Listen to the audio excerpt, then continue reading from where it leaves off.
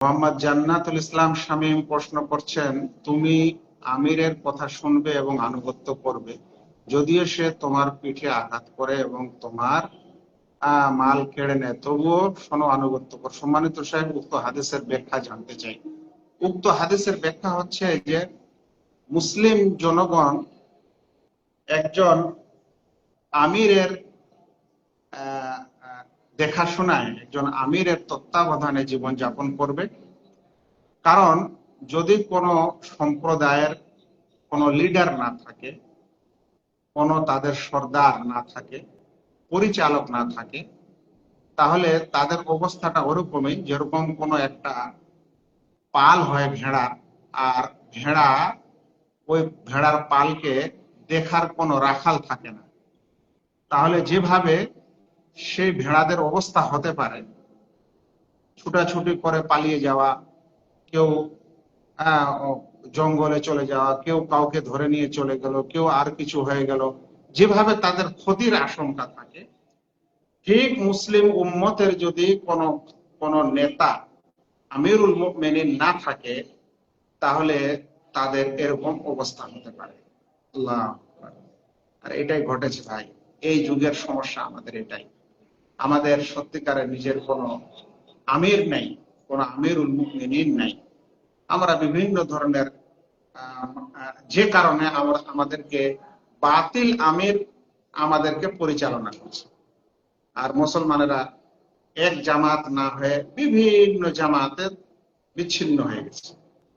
আর তাদের অবস্থা ওই যে বললাম, যেটা ভেড়ার পালে যেমন মানে সিংহ ইত্যাদির হামলা আক্রমণ হতে পারে, আর সেই আক্রমণকে রক্ষা করার কেউ না থাকে, তো আমাদের অবস্থা এখন এরকম। একজন আমিরের নেতৃত্বে না থাকার কারণে যে যেমন করে হোক আমাদের উপর আঘাত করছে এবং আমাদের অবস্থা শোচনীয় হয়ে গেছে। তো এজন্যই একজন আমিরের প্রয়োজন।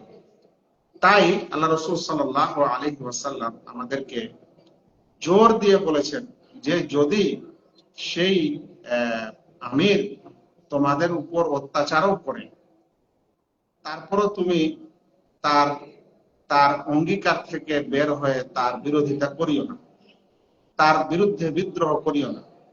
কেন? কারণ তার মার সহ্য করা, তার আর্থিক ক্ষতিটা সহ্য করা, এর উপর সবর করা চাইতে ওর বিরোধিতা করার ক্ষতিটা অনেক বেশি। এ কারণে এই কথা বলা হয়েছে যে যদি আজ মুসলিমরা কোনো এক নেতার আনুগত্যে থাকে এবং থাকতে গিয়ে যদি নেতা ওদের উপর একটু জুলুমও করে, শারীরিক জুলুম করে, মারধর করে, কিংবা আর্থিক জুলুম করে, তারপরও যেন তাকে ছেড়ে আলাদা একা না হয়ে যায়। কারণ তার ওই আমিরকে ছেড়ে একাকিত্ব হয়ে যাওয়া, সেটার যা ক্ষতি, এই ক্ষতিটা অনেক বেশি যদি আমরা আমিরের কিছু জুলুম ও অত্যাচার সহ্য করে নিই। তাই জুলুম হলেও, অত্যাচার হলেও, আঘাত হলেও আমরা যেন একজন বিশেষ আমিরের আমিরের দেখাশোনায় এবং আমিরের আনুগত্যে যেন আমরা থাকি।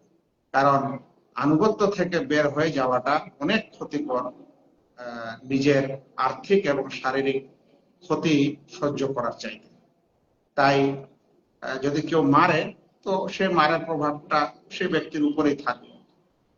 মাল সম্পদ নষ্ট হয়, তাহলে নিজেরই কিছু নষ্ট হয়, কিন্তু এই ক্ষতিটা অল্প যদি কেউ আমিরের আনুগত্য ছেড়ে বেরিয়ে যায়। কারণ আমিরের আনুগত্য ছেড়ে বেরিয়ে যাওয়াকে আল্লাহ রাসূল সাল্লাল্লাহু আলাইহি ওয়াসাল্লাম বলেছেন, মান শাদ্দা শুদ্দা ফিন্নার, যে আনুগত্য থেকে ছেড়ে বেরিয়ে চলে যাবে সে জাহান্নামে চলে যাবে। কিংবা তার ক্ষতিটা এমন হবে যে ওই যে বললাম, তাকে ভেড়ার পালের মতো কোনো সময় অন্য বাঘ আর হিংস্র প্রাণী তাকে আক্রমণ করে তাকে দুনিয়া থেকে বিদায় করে দিবে। কিংবা স্বয়ং ওই আমির যদি চায়, তাহলে তাকে এমন শাস্তি দিবে যে এই লঘু শাস্তিটা গ্রহণ করা তার জন্য উত্তম ছিল, তার চেয়ে বড় শাস্তি তার জন্য অপেক্ষা করছে। এই জন্য এ কথা বলতে, এই হাদিসে এর